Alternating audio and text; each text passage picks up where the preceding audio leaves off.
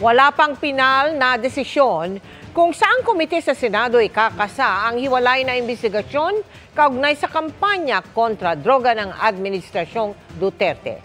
Ang leader ng Quad Committee ng Kamara, naniniwalang hindi dapat mangialam ang dalawang idinadawit na senador, lalo kung ihaharap ang mga testigo. Nakatutok si Maki Pulido. Pag-uusap-usap na lang ng mga senador ang hinihintay para maisapinal ang balak ng Senado na imbestigahan din ang war on drugs noong Duterte administration.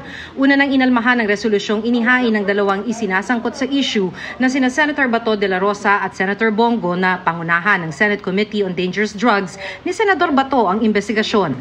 Sabi naman ni Senate President Cheese Escudero, depende na sa pag-uusap ng mga senador kung didinggin ito sa Senate Committee of the Whole na iminumungkahi ni Senadora Risa Ontiveros o ng ibang komite gaya ng Senate Blue Ribbon Committee o Senate Committee on Justice and Human Rights. Sa ngayon, nakawalong public hearing na ang Quad Committee ng Kamara tungkol sa parehong issue. Kaya sabi ng National Union of People's Lawyers, kung mag-iimbestiga ang Senado, sana naman may bago. Kung uulitin lang naman nila kung anong nangyayari na sa Kamara, sayang lang sa oras, sayang din sa pera ng taong bayan. Na-appreciate ko talaga yung mga lumitaw na dun sa Quadcom investigation sa House of Representatives. Pero dahil may mga colleagues ako na ni-raise din yung parehong issue sa amin namang kapulungan, then I suppose and I hope na meron pa kaming maidaragdag at maiaambag.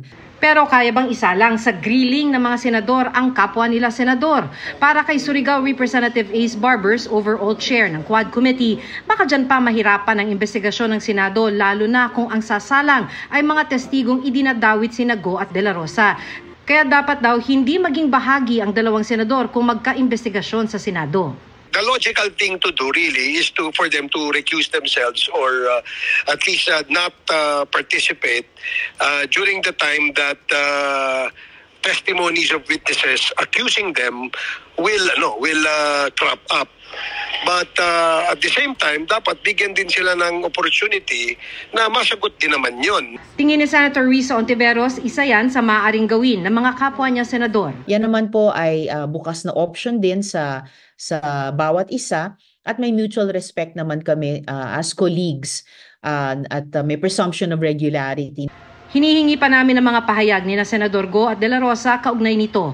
Wala namang diretsong sagot si Senate President Escudero pero sabi niya may karapatan ng bawat senador na humarap sa pagdinig at ipagtanggol ang sarili. Para sa GMA Integrated News, Maki Pulido, nakatutok, 24 oras.